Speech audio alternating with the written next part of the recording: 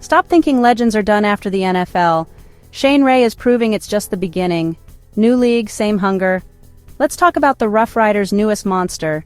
Shane Ray isn't your average rookie in the CFL. He's got Super Bowl rings, and he's learned from the best. Von Miller, DeMarcus Ware, Peyton Manning. Ray's bringing relentless passion and leadership to the Saskatchewan Roughriders. After battling injuries, he's back, reunited with Coach Corey Mace, and hungry to win. Teammates call him a monster for a reason. Ray's always in the film room, lifting up everyone around him and pushing for greatness on every snap. His motto, let's go make plays.